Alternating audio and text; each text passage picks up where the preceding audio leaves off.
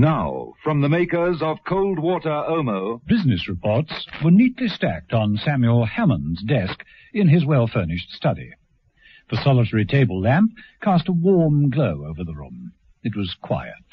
The flames from the log fire flickered in the broad hearth. There was an atmosphere of quiet contentment. This, one felt, must be the home of a well-educated, civilized man of sober habits. A home where peace always reigned. And then... No! The silence was shattered by a terrible scream and a crash. Seconds later, the door to the study burst open. Samuel Hammond rushed in, slammed the heavy door behind him, and began piling furniture against it, barricading himself in. Got to keep him out. Got to.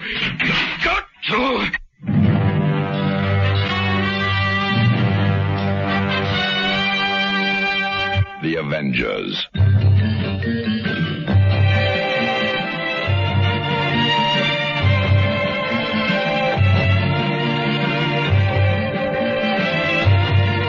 John Steed and Emma Peel, The Avengers.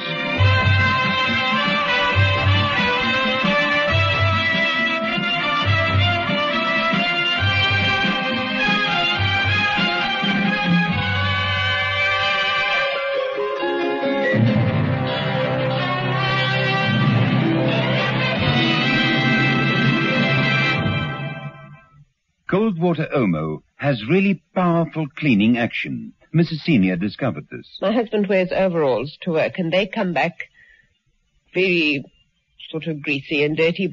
My girl actually does them by hand in the tub, but she uses Cold Water Omo, and they're fine, and they come up perfectly clean. They say once an Omo user, always an Omo user. I've stuck to Cold Water Omo, and I'm still using it. It's the strongest washing powder I've used. Cold Water Omo cleans best.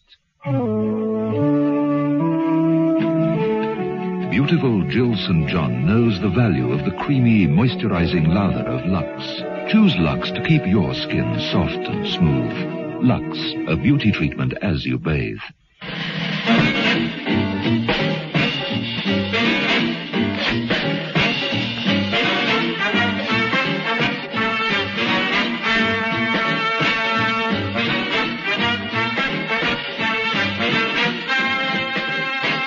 Episode 1 of this story, in which John Steed and Emma Peel start their investigations into the strange case of a deadly gift. Samuel Hammond, a large man in his mid-50s, had the demeanor of an ex-army officer, and normally his training made him a disciplined, thoughtful man who rarely panicked.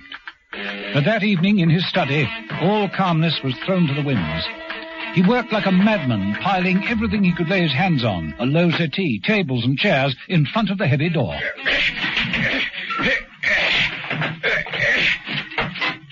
When he built an effective barricade, he paused and listened. Nothing at all. He's gone away.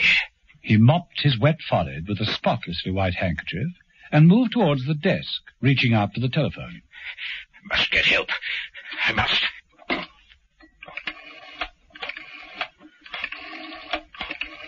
His nervous fingers drummed the polished wood of the desk as he waited for the call to be answered. He picked up an unusually shaped fountain pen and tapped anxiously. Oh, come on. There was no reply.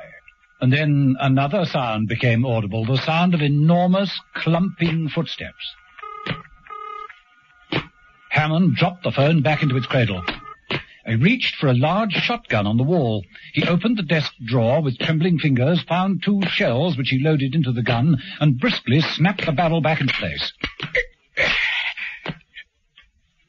The footsteps, which had got louder, didn't stop at the door. They broke through it, pushing aside all the furniture as though it wasn't there.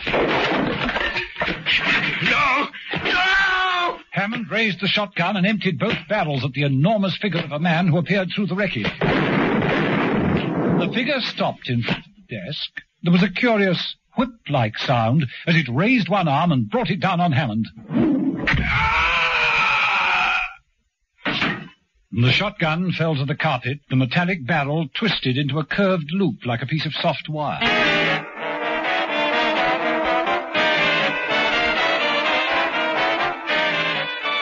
In John Steed's apartment, Mrs. Peel sat staring pensively at two small interlocking pieces of metal. They lay on a green baize card table. They represented one of those irritating puzzles which, if you get the right combination of moves, can be parted with the greatest of ease. If you don't get the right movements, they become even more twisted into each other until you either throw the puzzle across the room and go quietly mad, or carry on for another futile hour or so. John Steed approached. Thinking it out first, Mrs. Peel. I've tried everything. It isn't possible, Steed.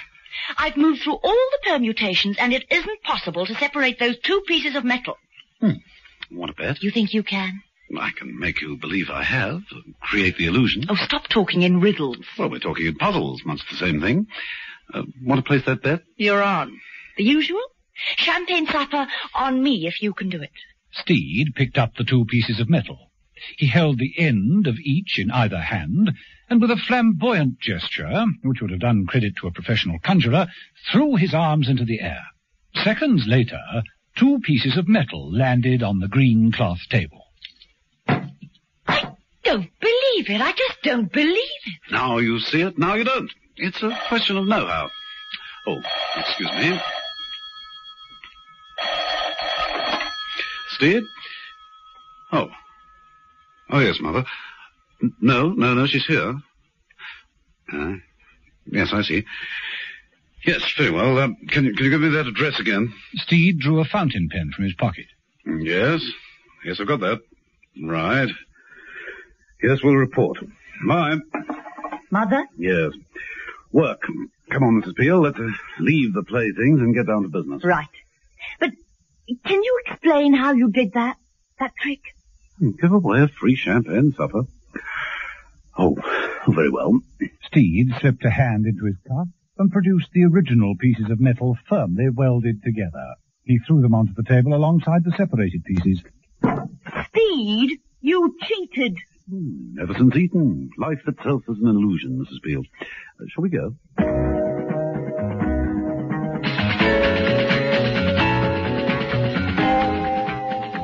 In the study of Samuel Hammond's house, John Steed prodded with the end of his umbrella at the broken hinge of the heavy door.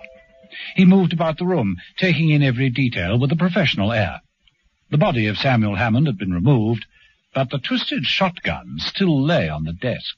Interesting, isn't it, Mrs. Peel? What on earth is it? Shotgun. Rather unique. Wherever you aim, you hit the chandelier. I thought you might like to check on Mother's files. Should I recap? Please do. First victim, Walter Carlson, found dead in his apartment on the 5th, fractured skull. Number 2, Andrew Denham in his penthouse on the 6th, fractured skull. And last night, Samuel Hammond... Don't tell me. Fractured skull? Broken neck. Oh, sorry. Well, here's the list of their holdings. Carlson was chairman of commercial imports, Denham head of auto engineering, and Hammond on the board of electrical industries. All the way up in the top bracket. Where the vultures gather. Meaning? Well, it's difficult to reach the top without making enemies. Could it be revenge? Some hired assassin? No. No, professional killers don't use a battering ram to get to their victims. Whoever came through that door was in a wild frenzy. I suppose Hammond wasn't expecting anyone. Seen an appointment book? Well, there is a desk diary, but at the time of death one wouldn't have expected a visitor. At least, not that type of visitor. There's a note down here, Harachi, 2:30. No other interest. Well, it looks like a dead end. Correction, 3 dead ends. Yes, it makes one wonder if there'll be a fourth, doesn't it?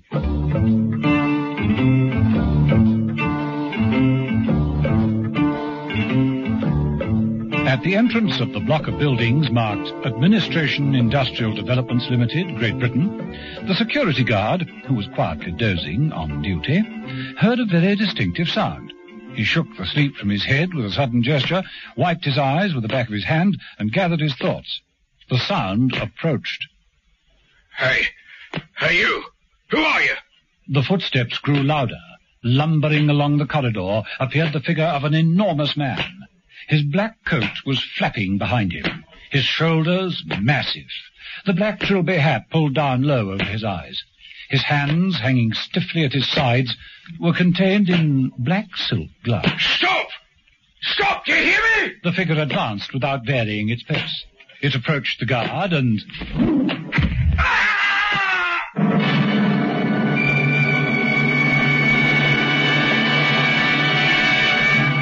The noise didn't penetrate to the inner office, where Lambert, a well-groomed, high-powered executive, was talking on the telephone. Have you got that figure, Miss Forbes? Yes, Mr. Lambert. How's the Harachi deal? Well, I'm seeing their representative this afternoon. Excuse me a moment. The other phone's ringing. Lambert? What? Well, why call me? You've got a dozen men in security. Now, don't bother me again. You still there, Miss Forbes? Yes, indeed, sir. What seems to be the trouble, Mr. Lambert? That was security. It seems that someone has got in without a pass. Nothing to do with us. Now, look here. About that estimate. I want the whole cost of the first quarter and... What the devil? Hold on a moment, Miss Forbes. What is it? What is it, Mr. Lambert? Just hold on. Lambert pushed back his chair and stood up, heading for the door. But before he got there, a gloved fist crashed through the wooden panel. Lambert reacted by rushing to the desk and opening a drawer. He grabbed a revolver and pointed it at the enormous figure that burst through the door. Who are you? What do you want? Keep away or I'll... Lambert emptied the entire barrel at the advancing figure. It continued relentlessly, stopped in front of Lambert. No! No! Mr. Lambert! Mr. Lambert, what's happened? Are you all right? What is it, Mr. Lambert? Can you hear me, Mr. Lambert? Mr. Lambert! Some hours later, John Steed and Emma Peel arrived on the scene. Steed walked through the broken doorway. Extraordinary. Much easier to have just used the handle. The guy who was knocked out said the man was enormously big. And he was bulletproof, too. Look, Steed picked up 2 blunt-nosed bullets from the carpet. these bullets must have been fired at point-blank range. They merely flattened themselves on the target. A bulletproof man, and he got victim number 4. Adds to the confusion a bit, doesn't it, Mrs. Peel?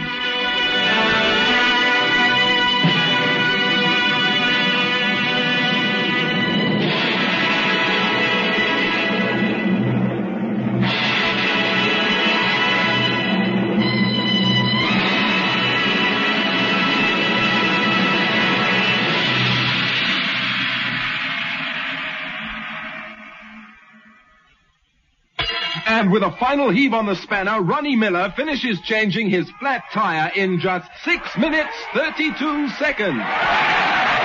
Well done, Ronnie.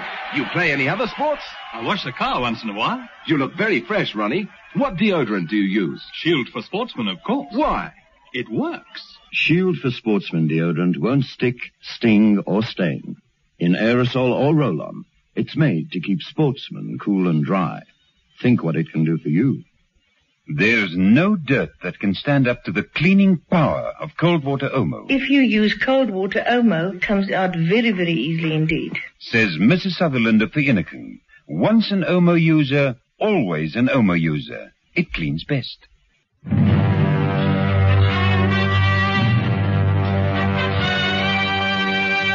The Avengers.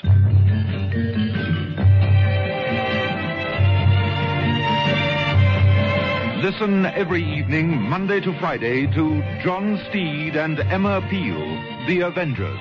Brought to you by the makers of Cold Water Omo.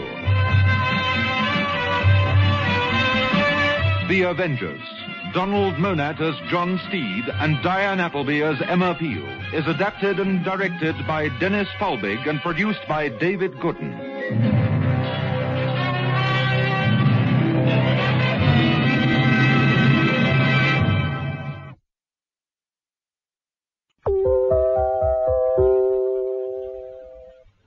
Now, From the makers of Cold Water Omo, John Steed and Emma Peel walked into the wrecked office at the Industrial Development Limited and looked around them. Steed reached out with his umbrella and touched the shattered hinge of the door. Extraordinary.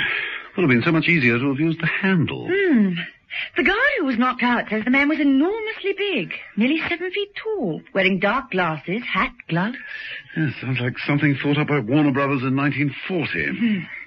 The odd thing is that in spite of the maze of corridors, he knew exactly where to find Lambert. And he was bulletproof, too. Look, 2 flattened bullets. Must have been fired at point-blank range. Adds to the confusion a bit, doesn't it, Mrs. Peel?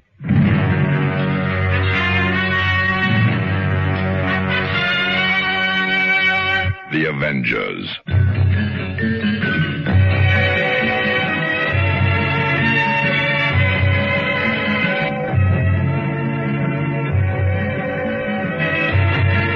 John Steed and Emma Peel, The Avengers.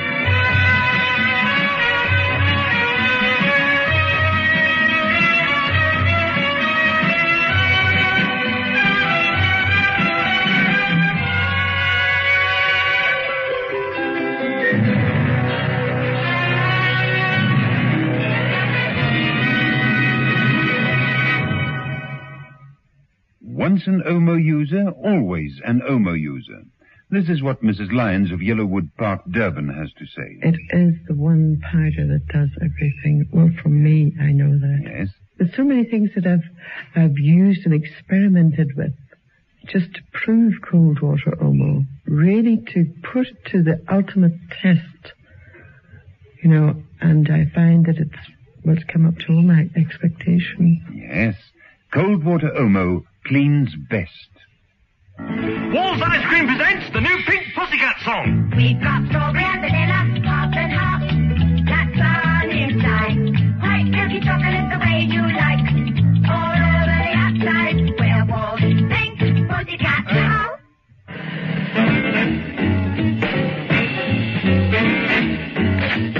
Episode 2 of this story, in which John Steed and Emma Peel tangle with some Japanese wrestlers and realize that the skill of karate can be a deadly gift. Mother had given Steed and Mrs. Peel the task of investigating the mysterious deaths of Walter Carson, Andrew Denham, and Samuel Hammond. All had been killed violently by a vicious blow to the head. All had been very important businessmen, heads of commercial and engineering companies. And now there was a fourth death, James Lambert, whose body lay on the carpet covered by a sheet. John Steed threw the 2 flattened bullets down on the desk and looked around him. Nasty. You say that Lambert was on the telephone when all this took place? Yes, that's right. Miss Forbes, company secretary. She heard it all. The crashing as the door was broken down, Lambert's screams, the revolver shots, and then a curious whip-like sound. Whip-like? Well, that's what she said. After that, Lambert groaned and the line went dead. Well, let's see what the papers on the desk have got to offer. Looks like the usual business stuff. In tray, out tray. What's this? Mrs. Peel, you remember Samuel Hammond's diary? He had an appointment with some business people called Hirachi, didn't he? That's right. They're a Japanese electronics firm. Well, he must have done business with them, and so did Lambert. Look. Mrs. Peel took a letter from Steed and read, Honorable gentlemen, our representative, Mr. Tosomo, will be in your capital, London City, on the 12th. Would you kindly lift the telephone for the appointment? We remain obediently and faithfully, etc., on behalf of Hirachi Corporation, etc., etc. Well, isn't that nicely worded? Well, it would appear that Mr. Lambert did lift the telephone. He made an appointment for 3 o'clock. Now, let me think. Hirachi were in the news a few weeks back, weren't they? They've developed some new circuit element to replace the transistor. Really? Well, it could revolutionize the electronics industry. Lambert may have been competing for the European concession. Steed moved over to the sheet which covered the body and lifted it with the end of his umbrella. Well, this honourable gentleman's out of the race now. It's difficult to compete with a broken neck. Mrs. Peel moved forward and looked down at the body. 1 second, Steed. Look at the position of his head. He's been hit from the front, yet there's not the slightest bruise on his face. Conclusion? Honourable Lady, conclusion? Yinko. I beg your pardon? Yinko. Honourable Lady, mind translating for ignorant gentlemen? My Japanese is a bit rusty. It's a blow from the deadly art of karate, delivered by an expert. Breaks the neck easier than a hangman's noose. Oh, were there many experts around? Just a few. Barely a handful in the whole of this country. Then we'd better consult one of them, hadn't we?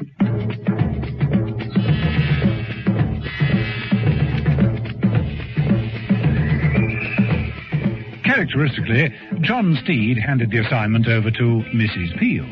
And she, also characteristically, followed through with efficiency, finding herself in the corridor of Sensei's Karate Dojo Gymnasium. She approached a beaded curtain, parted it, and entered the practice room as Sensei himself refereed a bout. Mrs. Peel walked up to the practice mat and tapped Sensei on the shoulder. I'm Emma Peel. Mrs. Emma Peel. Wait. Yes, I'm in. Yes, I'm in. Now, interrupting so, please state your business. Mrs. Peel, I'm interested in karate. Interest is for the onlooker. From students, we require dedication. We have nightly attendance for practice and demonstration. We never tolerate absentees. Well, I appreciate that. Then appreciate, too, Mrs. Peel, that karate, unlike judo, is not a sport. It is a science, an art, a discipline. The word karate... Yes, I know. It means empty hands. But the hands, though empty, can become more deadly than any weapon. It is the concentration of force. Like this. The development of skill and courage. Nothing can stop it. Come to this practice block. Sensei led Mrs. Peel across to a large block of wood. With shattering force, he brought his fist down upon it. Mrs. Peel winced. Sensei smiled and flexed his fingers as though he'd been patting a feather pillow. Some of my students can split a roof tile with one finger. And one, whom we call Oyama, the tall mountain, can shatter a door with a single stroke. How interesting. So you see that it is difficult for a woman to compete in such company. It's the idea of the competition that appeals to me. Then I suggest that perhaps fencing would be more suitable to your purpose. Oh, forgive me if I disagree, Mr. Here I am known as Sensei, the knowledgeable one. Sensei gave Mrs. Peel a curt bow and clapped his hands. From the far end of the room, a white-clad figure appeared. It was a woman dressed in practice robes. She moved swiftly and silently towards them. This is Oyuka. And Oyuka means? The immovable one. Oyuka, this is Mrs. Emma Peel. How do you do? Mrs. Peel is leaving us now. Oh, what a pity. I'm interested to know that you don't encourage women. Presumably Oyuka is an expert in karate? I am a third dan at judo. Oh. A first at karate. There are few men who could pass me if I didn't wish them to. And few women? No other women. Oh, to me that sounds just the teeny-weeniest bit like a challenge. I should not try it, Obaki. Obaki? It means foolish one. Mrs. Peel is invited to try. I've never been able to resist a straight fight. Mrs. Peel placed her handbag on a nearby stool and took a step to the left to pass Oyuka. Oyuka made a simple karate attack. Mrs. Peel countered with a judo defense and attack.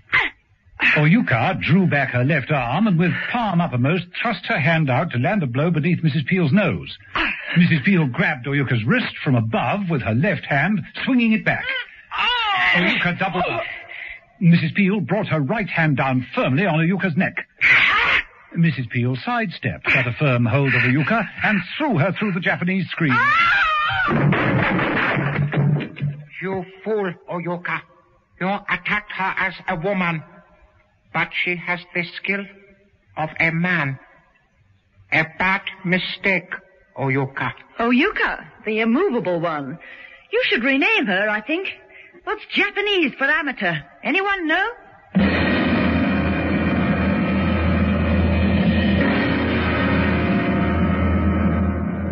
While Mrs. Peel was brushing up on her karate, John Steed was paying a visit to the Hirachi Corporation. He walked swiftly into the main entrance, nonchalantly swinging his umbrella. At the reception desk, he raised his bowler politely and addressed the secretary. Excuse me. I represent Industrial Development. Yes, sir? Mr. Tusama's expecting me. 3 o'clock appointment? Oh, yes. Please be seated, Mr. Lambert. Well, I'm afraid I'm not Mr. Lambert. John Steed. Mr. Lambert is regrettably indisposed. You have a letter of authority, then? Oh, yes, indeed. Here we are. The young lady read the letter quietly, picked up the phone, and made a brief call. Mr. Tusamo? Yes? Mr. Lambert is indisposed. Mr. John Steed is here from Industrial Development. Please, ask him to come in. You may go in, Mr. Steed. Steed looked around him at the many screens of the reception room. The door is the glass panel with the black dragon on it, Mr. Steed. Oh, yes, of course. I suppose I should have guessed. Thank you. Mr. Steed. Do come in. Please to be seated. Thank you. You will forgive briefness of meeting. Time is short and there are many representatives. Oh, I do understand. You are acquainted with our recent development? Well, I'm aware that you've produced a new circuit element to replace the transistor, and I'm here to negotiate the rights for concession. This heralds a new age, Mr. Steed. Computers no bigger than a matchbox. Pocket television. Radio smaller than a wristwatch. You have a worldwide patent? Hardly necessary. The manufacture of the element is complex and would require capital outlay of 50 millions. 10 years before we have a competitor. So the concession will go to whichever company offers you the largest slice of profit. I suppose it's pointless to ask what offers you've had already. Regret that other competitors cannot be disclosed. Well, naturally I shall have to consult my board, but I'm sure our offer will be favorable. Of course, we can't compete with your production facilities. May I look at these photographs of your plant on the walls? Of course. Allow me to explain them. While Tusamo was giving facts and figures with his back turned to the desk, Steed quickly flipped open a folder containing a list of competitors. He then raised his umbrella. The handle swung back and revealed a miniature camera. The shutter moved silently. Smart work, Steed. Yes? Your next appointment is here, Mr. Tusamo. Thank you. Mr. Steed is just leaving. Well, you'll be hearing from us shortly, Mr. Tusamo. Goodbye. Thank you. This way out, please. Goodbye.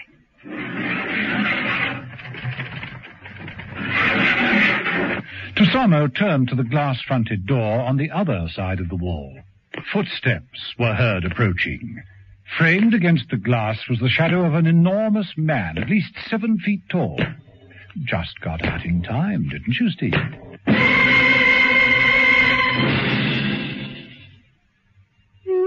You've got people coming, and you want your kitchen to look specially clean. But is everything really clean? Not only where people notice, but in those hard-to-reach cracks and crevices like around the sink. That's the sort of dirt that's hardest to shift if you don't have Vim 99. Only Vim has deep cleaning bleach to get right down into cracks and deep-set stains, leaving everything really clean and germ-free. For total cleanness you can trust, use Vim. Vim 99, the strong one. They say once an Omo user, always an Omo user. Here's Mrs. Senior of Mbogantwini. I've stuck to cold water, Irma, and I'm still using it. It's the strongest washing powder I've used. There's no dirt or stains that can stand up to cold water Omo.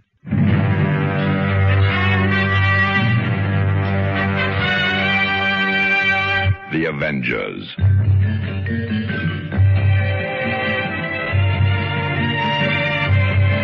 Listen every evening, Monday to Friday, to John Steed and Emma Peel, The Avengers.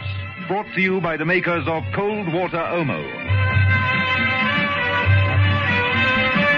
The Avengers, Donald Monat as John Steed and Diane Appleby as Emma Peel is adapted and directed by Dennis Falbig and produced by David Gooden.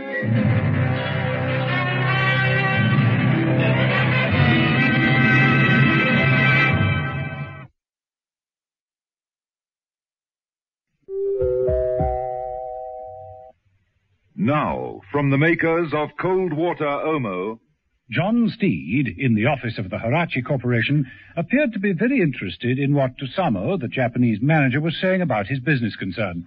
Our research division was established in 1960 to produce an inexpensive record player.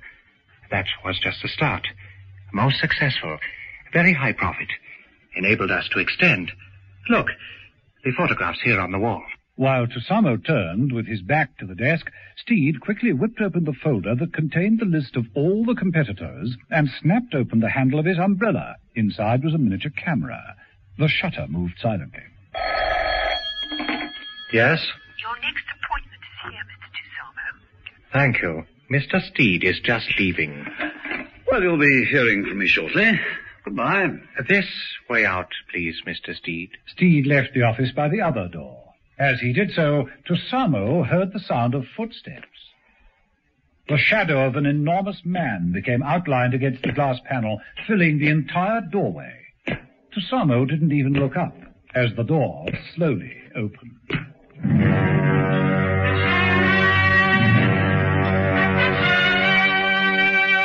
The Avengers.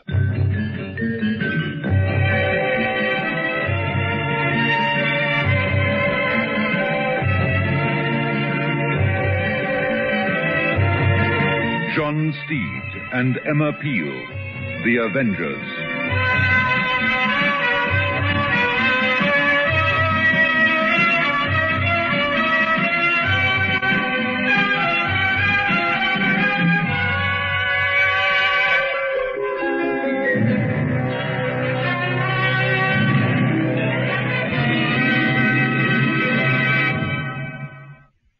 So many women say, once an Omo user, always an Omo user, because there's just no dirt that can stand up to the cleaning power of cold water Omo. It solves Mrs. Sutherland's washing problems for her. Very dirty oil or grease marks. If you use cold water Omo, there's no trouble at all. It comes out very, very easily indeed. There's no washing problem too difficult for cold water Omo. Over 1 million South African housewives have proved it. Lux is the beauty soap chosen by beautiful film stars around the world. They choose Lux for its rich, moisturizing lather. Lux, a beauty treatment as you bathe.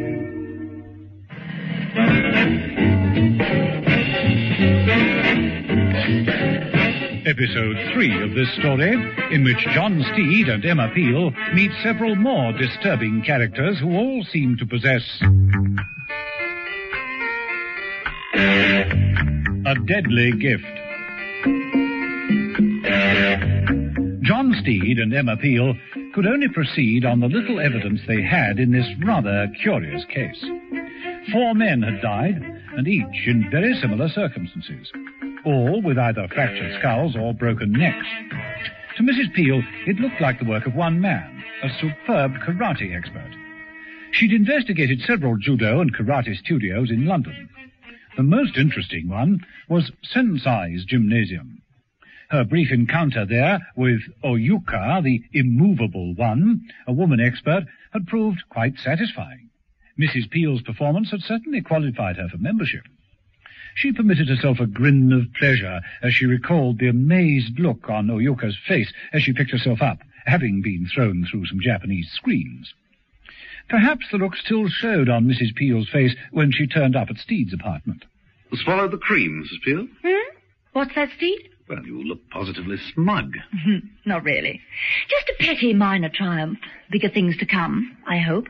How are things with you? Well, come into the kitchen, I'll show you. Steed led the way into his kitchen. There, on the draining board, was a photographic enlarger and a recently developed print. Steed picked it out of the fixing solution and washed it under the tap, drying it on some blotting paper. Interesting. A list of names and firms. All in competition for the rights of concession to Mr. Tusama's business at the Hirachi Corporation. I interviewed the said honourable gentleman earlier. No, rather, he interviewed me. And the concession goes to whatever firm offers the largest profits. He was cagey and wouldn't say what offers he'd had. We have a saying, Mr. Steed, in darkness, ceiling is always higher. So you had to pinch the information. How'd you do it? Well, as Tusama might say, We have a proverb, he who talks too much forgets his listener. Now that's not Confucius. All right, you are. John Steed, actually. How did you get on with the karate mob? Oh, I made out all right. They'll soon to be having to find a Japanese name for me. I'm learning fast. Going through with it? Mm-hmm. How often do they get together? Nightly. Is there a list of members? Well, that wouldn't help. They all have these wretched pseudonyms. I dealt with Oyoka, the immovable one, who was quickly removed. I can't wait to meet Oyama, the tall mountain. Oh, come now, Mrs. B. What's he got that I hadn't? A hobby. You mean photography, like this? No, splitting down doors, like this. Destructive. Steed finished drying the photographic print and pursed his lips with interest. Well, now, isn't that interesting? Let me see. 2:15 p.m. commercial imports, 2:30 p.m. electrical industries, 2:45 p.m. United Automation, 3 p.m. industrial developments, 3:15 p.m. Jeffcoat Products Limited, 3:30 auto engineering. Yes, and victim number 1 was Carlson, negotiator for commercial imports, 2 Denham, auto engineering, 3 Hammond, electrical industries, 4 Lambert, industrial developments. As they say, a puzzlement. But if you kill off one negotiator, they replace him with another. No, it's not so easy. There's a lot of paperwork, meetings, discussions, and Tusana's only in London for 36 hours. Let me see that list again. We're left with Jeffcoat Products and United Automation. Any preference, Mrs. Peel? I think I'll take Jeffcoat Products. It doesn't sound so automatic as United Automation, does it, Steve?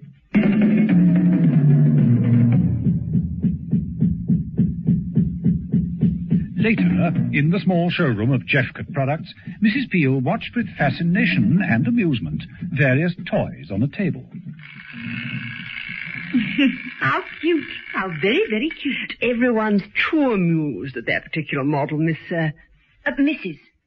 Emma Peel. Ah, yes, Mrs. Peel. So pleased to meet you. Thank you. What are these retailer? £4. Our terms are very favourable with orders above a gross. Well, I'm certainly taken with all the range, but I would like a word with Mr. Jeffcoat. Ah, and how lucky you are. For here he is now. How do you do? How do you do? Sorry if I've kept you. Mrs. Emma Peel, Mr. Jeffcoat. If you'll just excuse me now. Yes, of course. Ah, now, Mrs. Peel. I gather that you represent the Gorringer store. Yes. We just opened a toy department. Well, I'm sure we can find plenty to interest you. We've no equals in the field of electronic toys. These, for instance. Oh, here's something we're all very proud of. Jeffcoat bent down and lifted a small woolly dog and placed it on the table. It comes when it's called. Go on, try it. Oh, all right.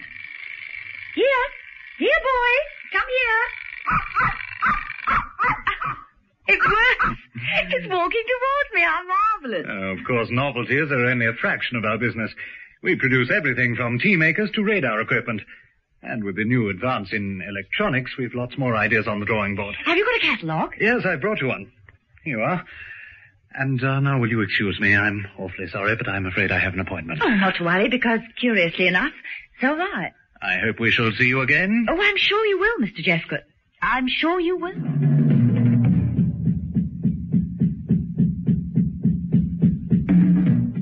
What Mrs. Peel and Mr. Jeffcoat didn't tell each other was what their respective appointments were.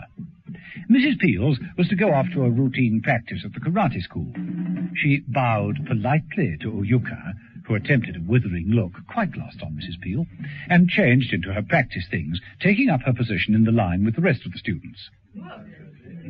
Sensei made an announcement. And now, a demonstration of Temesawari by a student of whom I am truly proud. A 5th dan at judo, a 4th dan at karate. Oyama is an example of what can be achieved through practice and dedication. As a gong echoed throughout the lighted area, Oyuka moved forward, carrying a large 18-inch block of hard wood. She took a firm stance, and with both hands held out the wood before her. I give you Oyama. Mrs. Peel peered across the shoulders of the surrounding students, looking into the demonstration area. The large figure of a man in traditional robes entered under the lights. He drew back his arm and struck with tremendous force.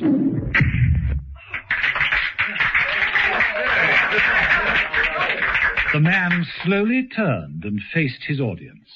He smiled. It was Jeffcott.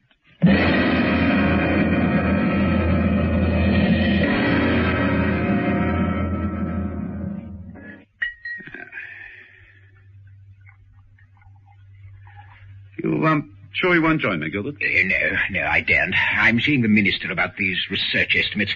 He's got a nose like a hawk, if that's the correct expression. A bit wrong somewhere, I think, but I understand.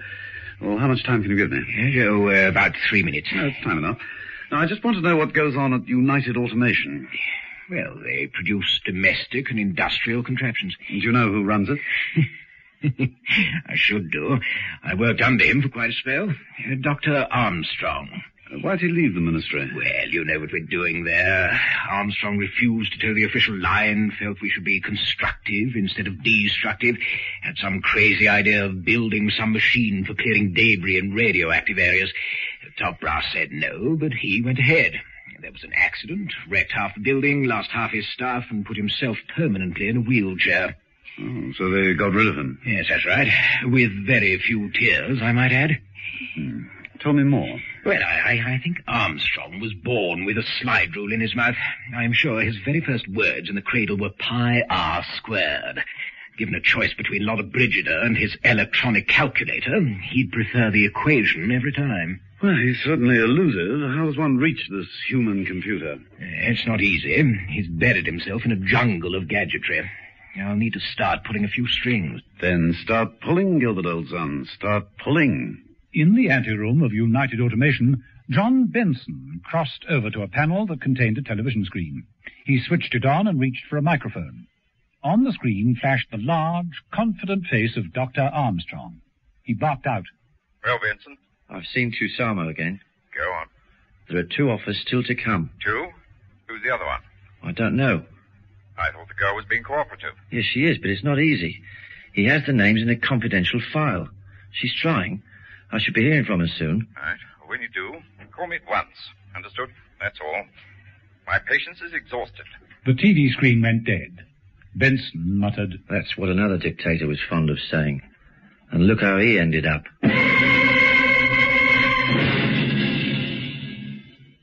Shield gives a confidence that actually shows. In your eye. Put on Shield deodorant and it's dry in seconds. That's the way it stays right through the day. Shield never makes you feel sticky. It just protects you and keeps you dry, feminine, fresh. Wear Shield and the only thing you show is confidence. Shield gives a confidence that actually shows. In your eyes. In your eyes.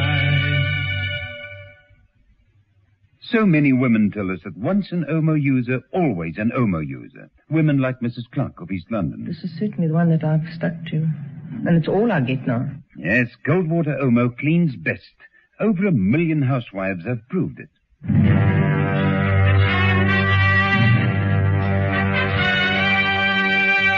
The Avengers.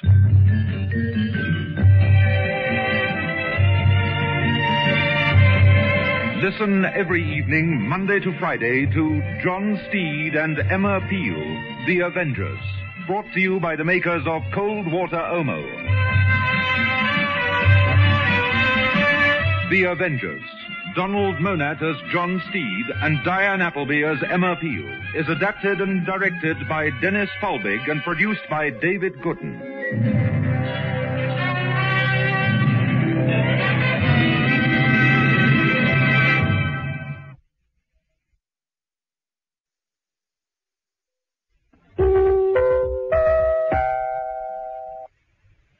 Now, from the makers of cold water Omo. In Emma Peel's apartment, she poured coffee for John Steed. I thought you were trailing Jeffcott. Oh, I was. But he's in a board meeting until 6. There seemed little point in squatting outside the factory until then. Don't worry, I'll be back on the beat before he's through. How was United Automation? Impregnable. Admission by appointment only. But I have the appointment and the punch card which gets me in to see Dr. Armstrong. Punch card? How does it work? Well, I shan't know till I get there. Well, why did you come back? To collect one briefcase and slip into clothes that have a more literary sheen. John Steed, journalist, collecting some gen on automation in modern society, you know. Will the machine supplant man? Or woman, for that matter. And will it? Steed eyed Mrs. Peel's shapely figure as she sat down and crossed her silken legs. Not from where I'm sitting, Mrs. Peel.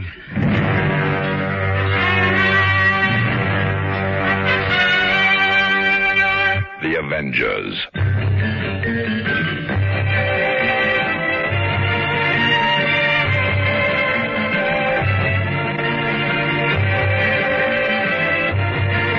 John Steed and Emma Peel, The Avengers.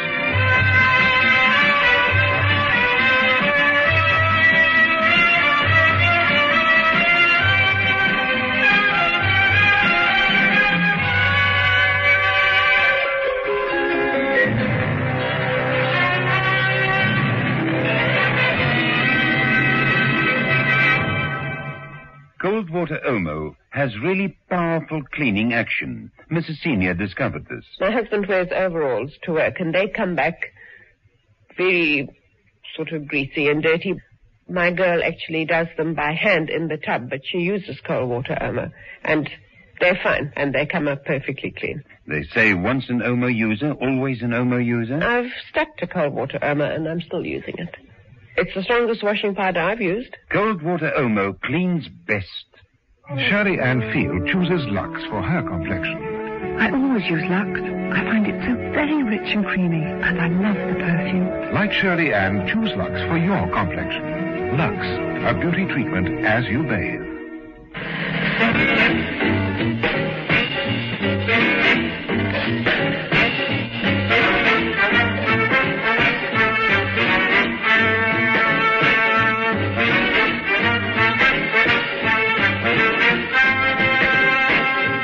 Episode 4 of this story, in which John Steed and Emma Peel continue their investigations, and Steed receives a deadly gift. John Steed took himself off to the offices of United Automation. He had consulted Roger Gilbert, a forthright and friendly scientist and administrator, who had given him the full background on Dr. Armstrong, who managed the firm. Dr. Armstrong was an ex-ministry man and something of an inventor. From what he'd been told, Steed formed the hunch that Armstrong was all-important and connected with the deaths of the 4 men who appeared to have been chopped down by a karate expert. Steed was looking forward to the meeting. The offices of United Automation seemed deserted. There was no reception desk, no one on duty. Steed walked across to what appeared to be a clocking-in device. A small notice read, "Insert your appointment card here." Well, with pleasure.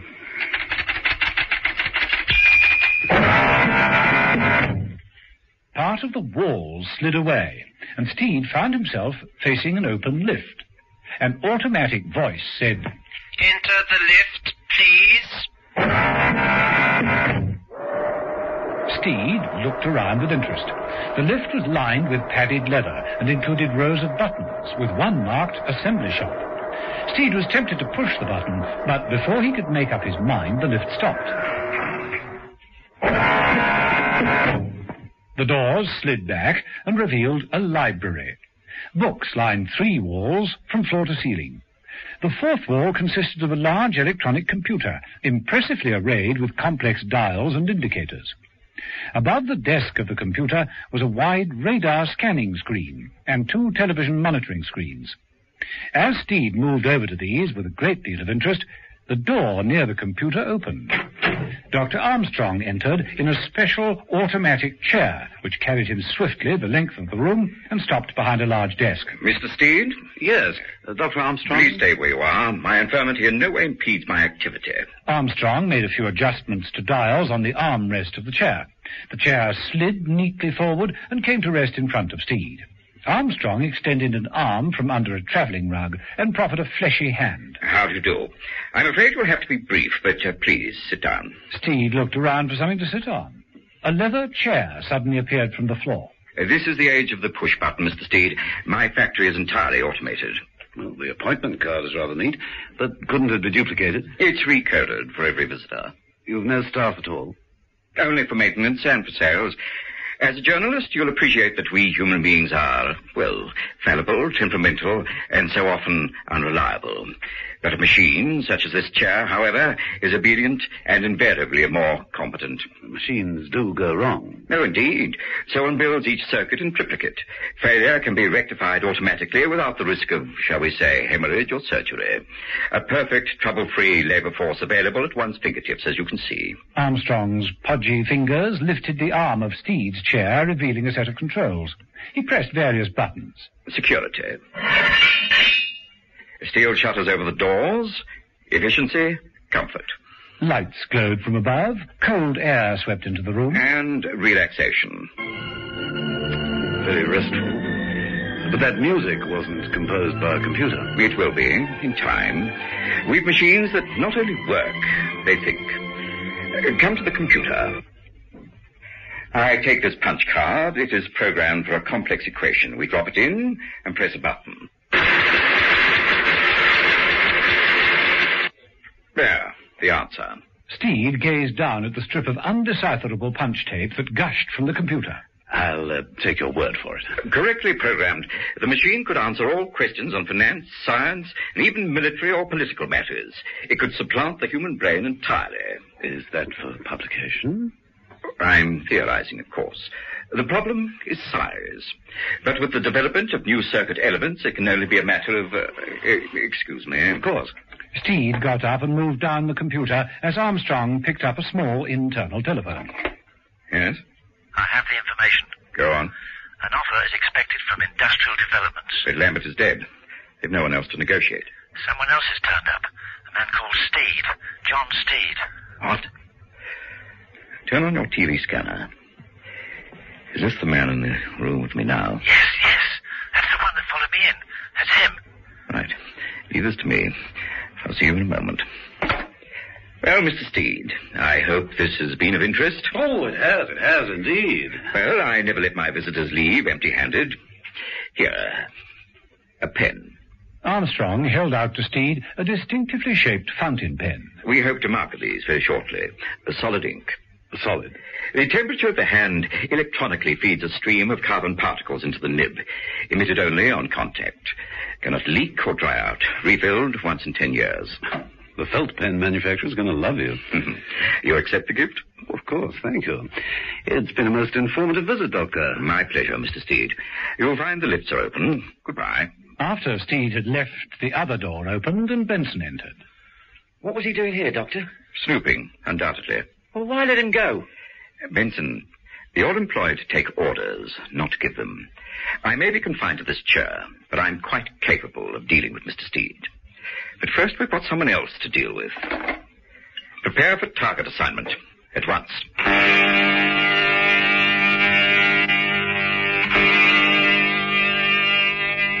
In the office of Jeffcott Products, Jeffcott himself was also on the telephone. He was making a few notes on a pad as he spoke, using a very distinctively shaped fountain pen. Yes. Yes, fine. Yes, I've got all that. That'll be okay. Goodbye. Jeffcott replaced the telephone and leaned back in the chair, toying with the pen. Then he rose to his feet, slipped the pen into his top pocket, switched off the table lamp, and prepared to leave. Outside, in Emma Peel's car, Steed said, "He's taking his time." That light went off some minutes ago. No other exit? Well, there's the warehouse, but his car's parked out front. Let's go and have a look inside, shall we, Mrs. Peel? Well, there's no future in this. How do we get in, though? Knock on the door or break in? Keys, Mrs. Peel. Keys. All locks are illusionary. Remember my sleight of hand? Come on. A few minutes later, Steed was working on the front door. If it's bolted from the inside, that's not going to do you a great deal of good. He hasn't come out. It's reasonable to assume that it's just on this one lock. There we are. After you, Mrs. Peel. You know the layout. Thank you. Better try without any light. The passageway here leads down to the showroom. Most of the front section is given over to electronic toys. This way. I wonder how much of this toy business is genuine. How much is a cover for other activities? Well, toys and karate don't seem to go together. Or do they? Jeff Cott is a man of many interests and... Oh, the laugh. Steed, who had been following Mrs. Peel through the darkened showroom, had been careful not to disturb any of the toys, but he tripped. His foot shot out and hit a large doll, knocking it over. I love you. I love you. I really do. Oh, I love you. Steed, you never told me before in so many words. The devil, just shut the thing up. Let me do it. Only girls should play with dolls. Here, give it to me. Oh, very effective. Come on, but be careful this time. We could have disturbed... Wait. Listen.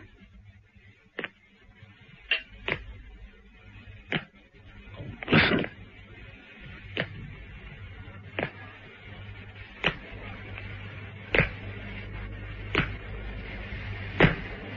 What the devil? It's coming from above.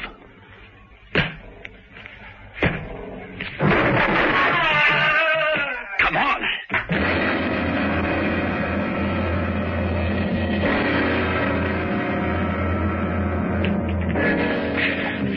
Through here. Wait. Light. Over there, Steed. Mrs. Peel pointed at Jeffcott's legs protruding from the back of the desk. Steed moved over, swinging the desk lamp downwards. Looks as though he's been hit by a 5-ton truck. But who could... I mean, he was a karate expert. Well, apparently not expert enough. Steed, look at that wall. They both stared at the far wall. There was a large splintered gap in the wooden partition leading to the warehouse. It was exactly as though a man of at least 7 feet tall had walked straight through it. King-sized karate, Steve?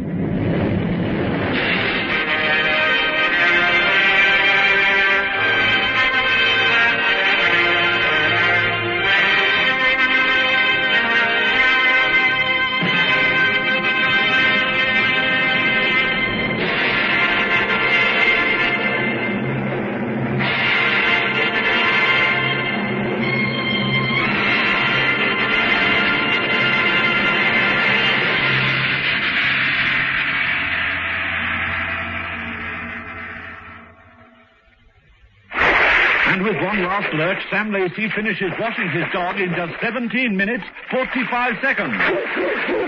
Well done, Sam. Play any other sports? I lift a pint of beer now and then. You look very fresh, Sam. What deodorant do you use? Shield for Sportsmen, of course. Why? It works. Shield for Sportsmen deodorant won't stick, sting, or stain. In aerosol or roll-on, it's made to keep sportsmen cool and dry. Think what it can do for you. Once an Omo user, always an Omo user. So many housewives like Mrs. Adenall say. I wash every single thing in cold water Omo. Anything that's washable come out spotlessly clean. Yes, Omo cleans best.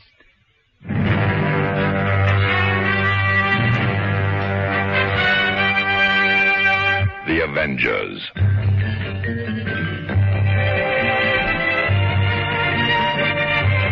Listen every evening, Monday to Friday, to John Steed and Emma Peel, The Avengers, brought to you by the makers of Cold Water Omo.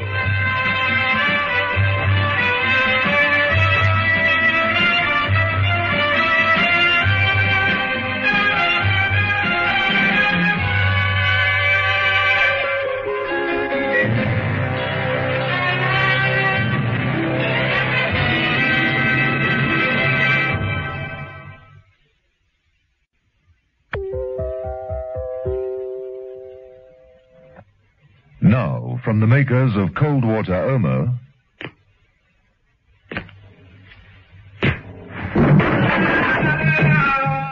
Through here, Mrs. Peel, this way. Wait. Light. Over there, Steed. Mrs. Peel and John Steed, snooping around Jeffcott Products, burst into Jeffcott's office. Steed following Mrs. Peel's pointing finger.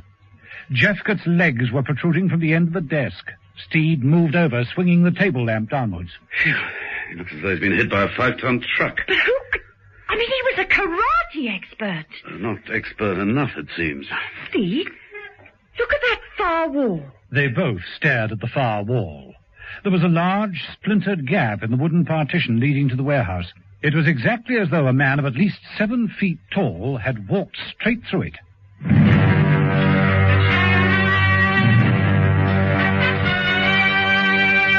The Avengers.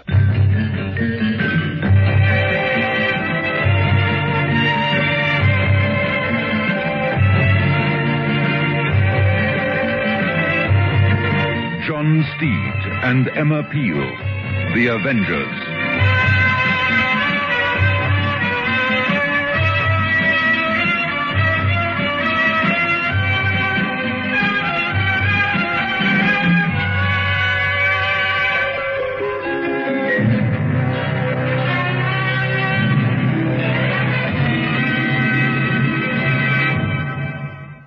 Once an OMO user, always an OMO user.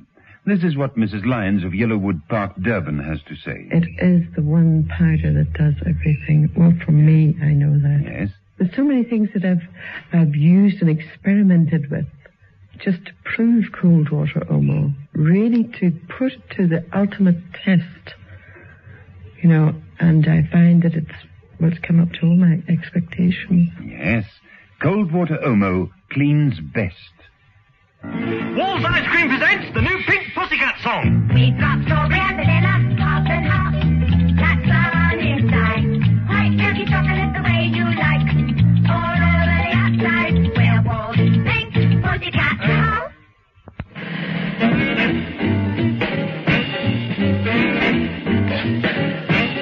Episode 5 of this story, in which Emma Peel is placed in danger and John Steed discovers the horrible truth about a deadly gift. John Steed and Emma Peel were investigating the deaths of various businessmen who were competing to obtain a concession from the Harachi Corporation. 4 men, all key representatives, have been brutally killed by an unknown assailant. And now Jeffcott of Jeffcott Products had also met a nasty end. His neck appeared to have been broken by one blow. John Steed moved to the shattered partition leading into the warehouse and stood in the opening. The man-shaped gap quite dwarfed him. He stretched around in the opening with his umbrella. Well, whoever he was, he could hardly be called Shorty. Emma Peel joined him in the opening. Yes, in through here. And exit for Mr. Jeffcott. And that leaves a clear field for Dr. Armstrong's concern. It must be his doing. Yes, but if it's, as you say, the worthy doctor's confined to a wheelchair, I presume the wheelchair's hardly this big. Hardly. But he could have hired someone. Mm-hmm, perhaps, but who? This size? And a karate expert? You know, it's strange, but all the staff at the Sensei Gymnasium are on the small side, all except Jeffcott himself, of course. I saw Jeffcott give an exhibition of karate chopping, which was quite unbelievably good. Who on earth could walk through this wall and tackle a man like that? Who? Or what? Pardon? Listen. False alarm. The sound of the electronic toys being set in motion. Mrs. Peel, look, there on the floor. A toy mechanical robot, walking slowly towards us. Through this opening. Now, if that were 7 feet high instead of 7 inches... Steed, you can't mean... Dr. Armstrong runs United Automation practically single-handed. He has very few human beings on his staff because it's all computerized. He's kinky about mechanical aids and creating machines that do the job of men. Now, it could be that he has a killer machine. Nasty thought, isn't it, Mrs. Peel?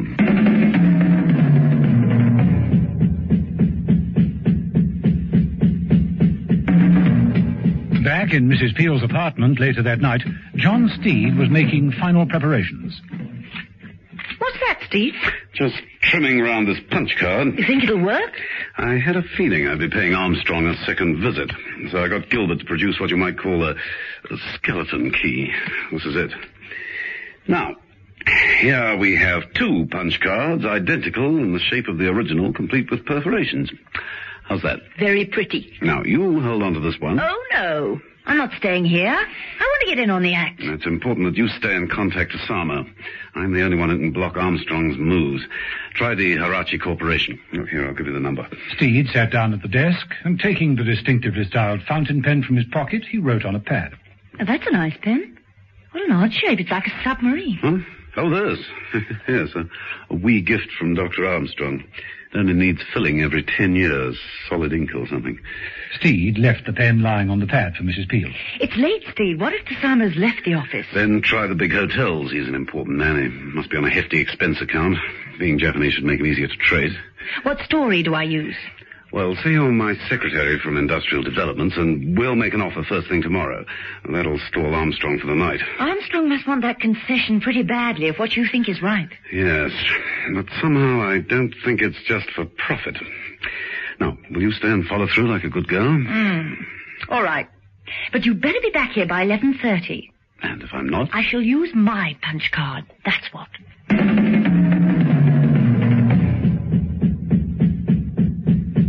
Steed used his own punch card to gain admittance to United Automation.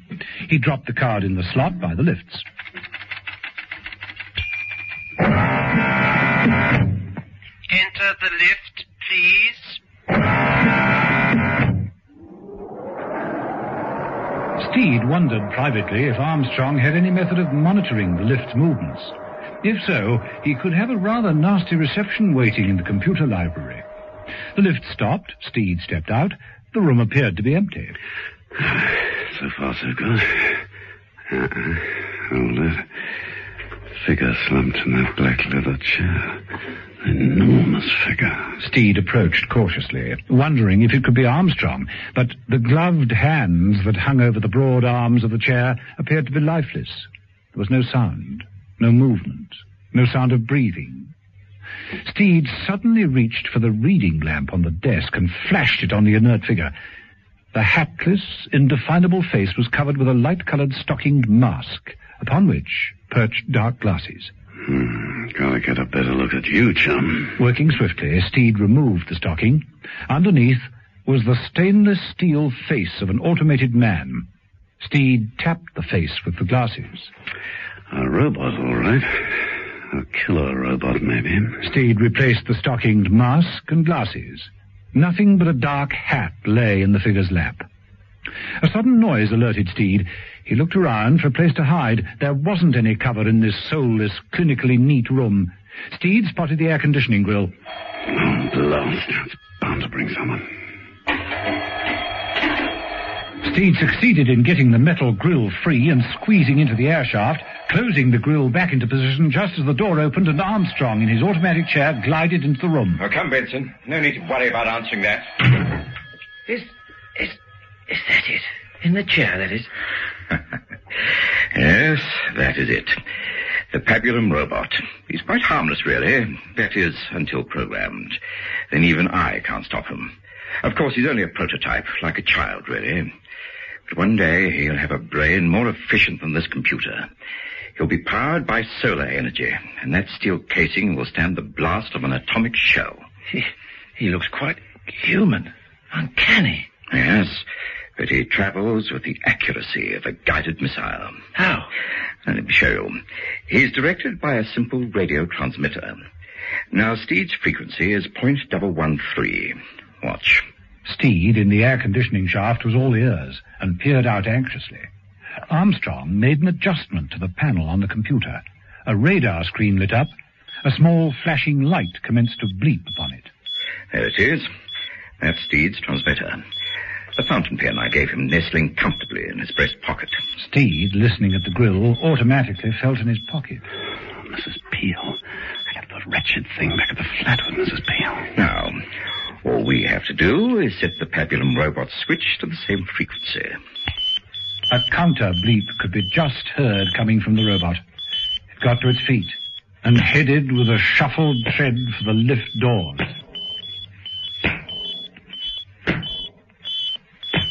Armstrong pressed the button to release the doors and said, "So, Benson, that will be the end of Steed, and the concession will be ours."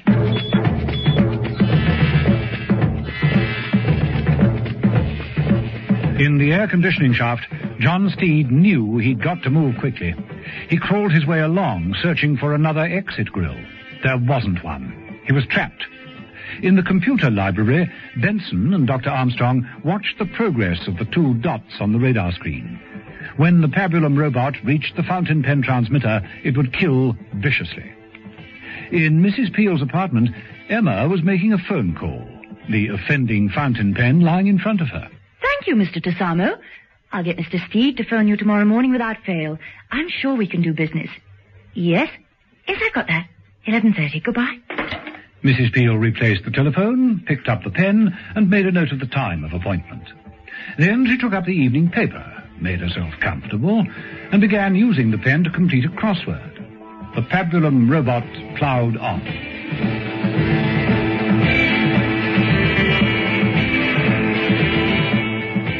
Some time later, John Steed, wandering about the tunnels of the air-conditioning unit, found himself in what appeared to be a small maintenance room. It had a door, but no handle from the inside. Like being trapped in a meat safe. Oh, what's that? It was a thermostat control. The fans were set to 65 degrees. Steed smiled and turned it all up to maximum. The temperature rose quickly. Later, in the computer library, Armstrong looked up from the radar scanner. It's getting darn warm in here. Nerves unable to stand the pace, Benson. Oh, it isn't that. Look at the thermometer on the wall. It's over 70. It's nearly 75 now, and it's going up. What? Must be a faulty thermostat. I'll call maintenance. Steed, back in the maintenance room, wiped the sweat from his brow and took up a position by the closed door. A short while later, the door opened. Steed reached for a heavy spanner and was about to bring it down on the head of the man who entered when he stopped. It wasn't a man. It was a white-coated robot. Slowly, and with difficulty, Steed edged past the robot and made a quick exit down the corridor. Get going, Steed.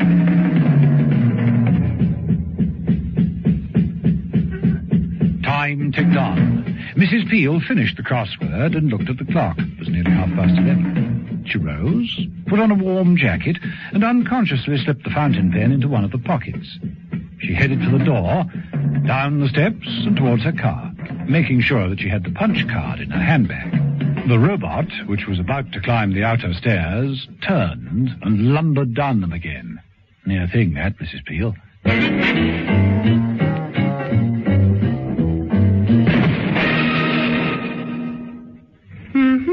You've got people coming to stay, so your bathroom must look specially clean. But is everything really clean? Not only where they'll notice, but in those hard-to-reach cracks and crevices, like around the tiles. That's the sort of dirt that's hardest to shift if you don't have Vim 99. Only Vim has deep cleaning bleach to get right down into cracks and deep-set stains, leaving everything really clean and germ-free.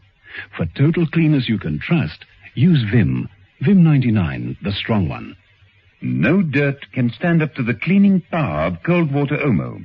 Mrs. Whelan had to wash greasy overalls. And I thought, oh, well, I won't worry. I'll stick it into cold water Omo, and sure enough, every bit of grease is out. Once an Omo user, always an Omo user.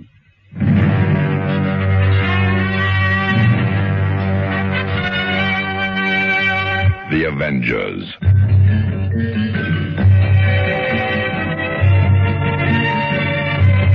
Listen every evening, Monday to Friday, to John Steed and Emma Peel, The Avengers, brought to you by the makers of Cold Water Omo.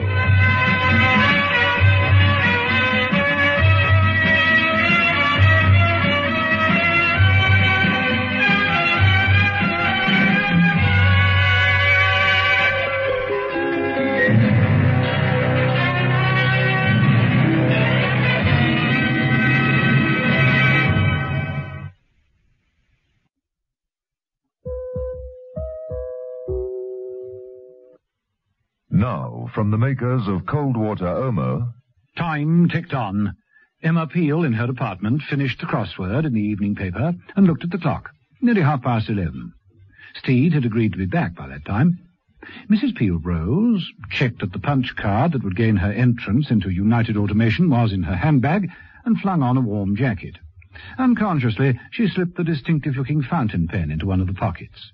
Outside, on the back stairs, the enormous shape of a 7-foot man began to start the climb up. Mrs. Peel headed for her front door, down the steps, and to her car. The man, who was a pabulum robot, stopped, turned, and lumbered down the steps after her.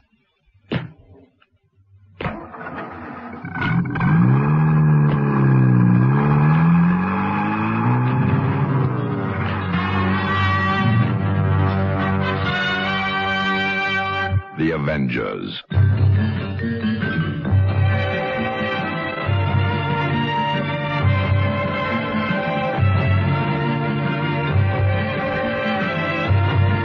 John Steed and Emma Peel, The Avengers.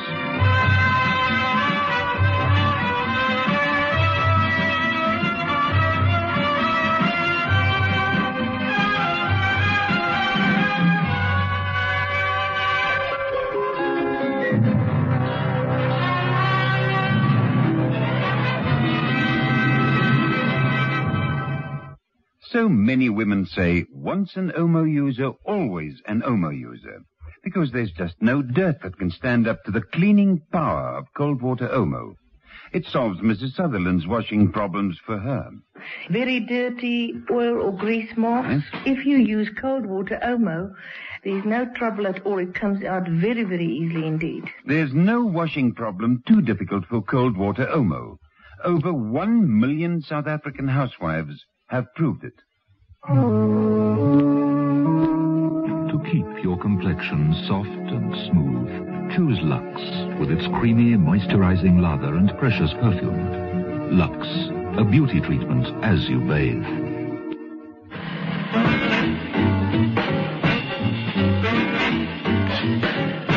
Episode 6, the final episode of this story, in which John Steed and Emma Peel come out on top after all, and prove that the modern advance in automation can be a deadly gift.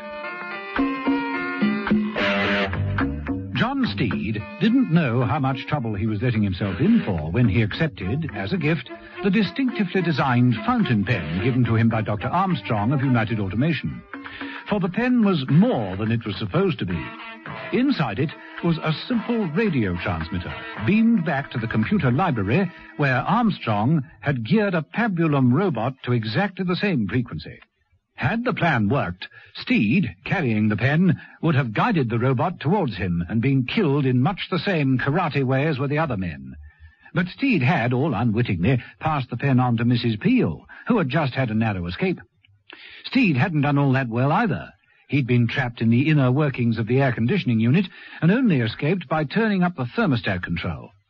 Back in the main body of the building, he'd headed straight for the nearest telephone. She said 11:30.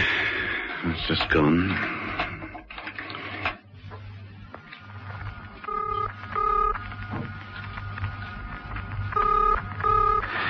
Oh, come on, woman.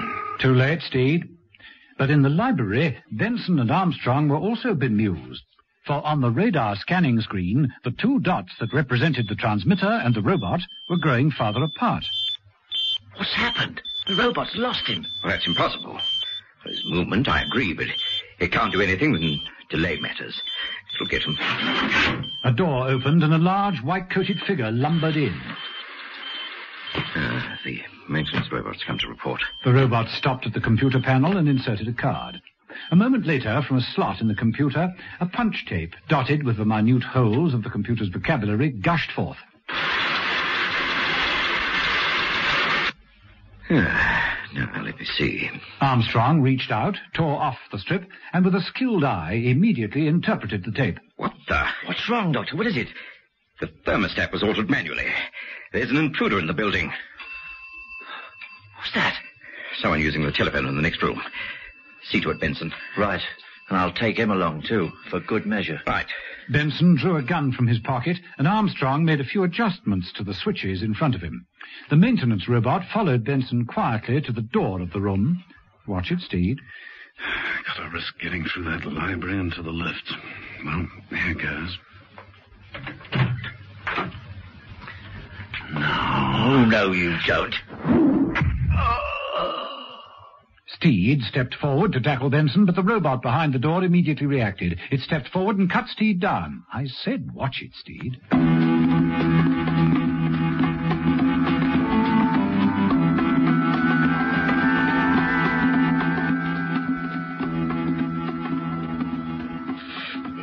Welcome to the land of the living, Steed. Right, keep him covered, Benson. Don't worry, one move and he's a dead man. You should count yourself fortunate, Mr. Steed.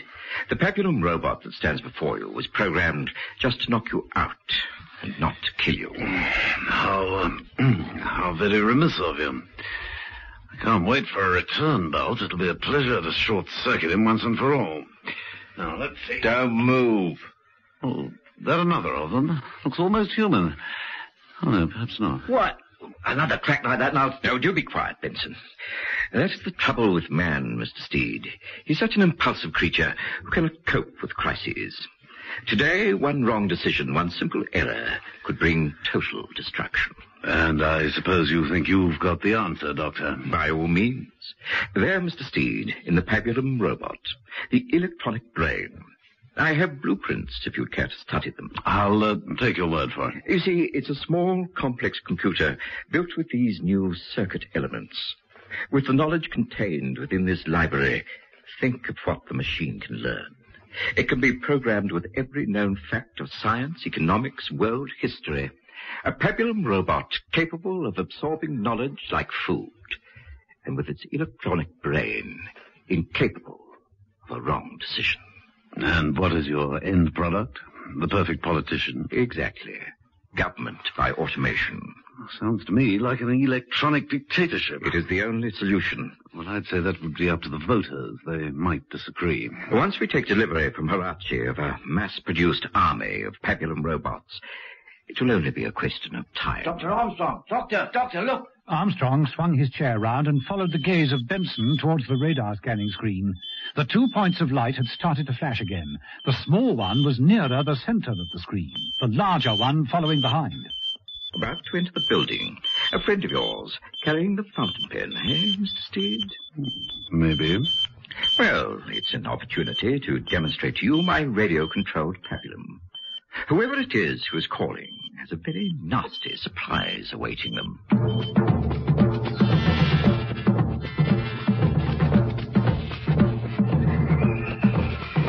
Mrs. Peel arrived and gained entrance to the main building quite easily. She used her punch card in the hall. Enter the lift, please. And she took the lift up. Now, where the devil is Steed? How do I find him in a building as big as this? Good question, Mrs. Peel. In the library, Armstrong had switched on the TV screens and was able to observe Mrs. Peel quite clearly. What a charming young woman. I'm sorry she won't be joining us. Armstrong reached out to a panel marked Lift on Control and pressed the Assembly Shop button. In the lift, Mrs. Peel was vaguely surprised when the lift glided to a stop and the doors opened. She stepped out into a huge room filled with crates and boxes, all filled with the various parts of the Papillon robot. Armstrong watched her progress with interest. Very interesting. But the other robot geared to the transmitter should be with us soon. Yes. The closed-circuit TV is picking him up in the lift. Steed watched with growing apprehension as the enormous figure of the Papillon robot filled the lift. It stopped at the assembly room floor, and the robot lumbered out, pursuing Mrs. Peel down the pathway between the crates. I think you must agree, Mr. Steed, that the automated assassin was a stroke of genius. Loyal, obedient, and extremely efficient. Just how efficient, you'll be able to see for yourself at any moment. Now, look here. Don't move, Steve. Don't move. Just sit and watch. Is this your idea of progress, Armstrong? Killing by robot? I can allow nothing to stand in my way. My robots will prevent the ultimate catastrophe. But at what price? A pabulum robot police state? People are not machines. Of course they're fallible, that's what makes them human. While Steed was talking, he was working at the armrest of his chair. He remembered how Armstrong had demonstrated all kinds of gadgets that were worked by the buttons concealed in the arm. The security gates at the lifts, the airflow control, even piped music and extra furniture that rose from the floor. All these things were at Steed's fingertips as he raised the arm. With the flat of his hand, he pressed the whole lot at once. Steed ignored Armstrong, threw himself at Benson. The gun went off. Steed got a grip on Benson and threw him at the computer pad. Steed rushed for the lift. The doors opened automatically. Come on, Steed, you're cutting this one a bit fine.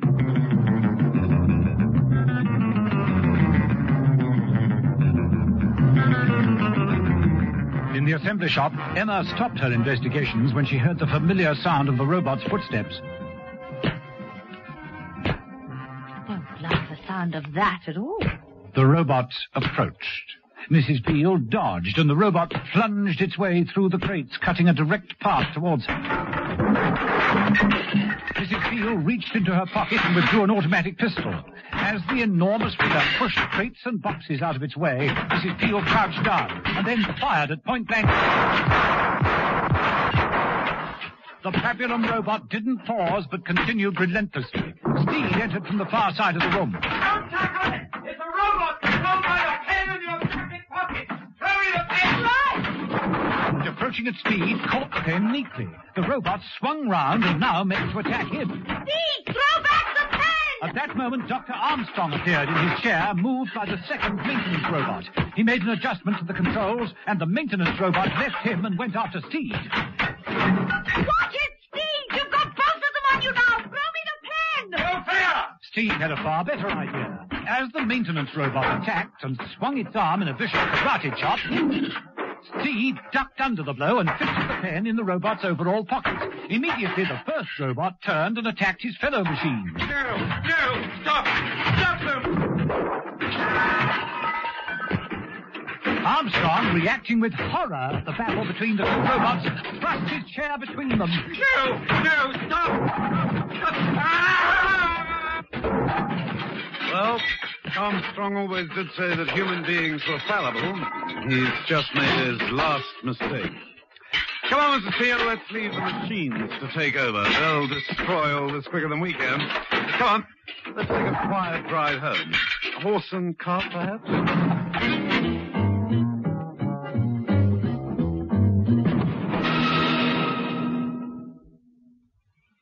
And with a final heave on the spanner, Ronnie Miller finishes changing his flat tire in just 6 minutes, 32 seconds. Well done, Ronnie. You play any other sports? I wash the car once in a while. You look very fresh, Ronnie. What deodorant do you use? Shield for Sportsmen, of course. Why? It works.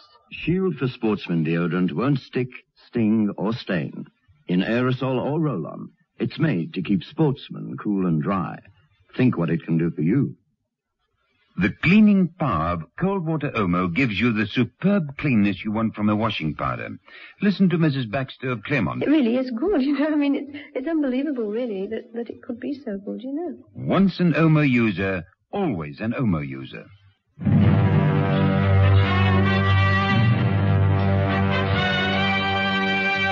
The Avengers.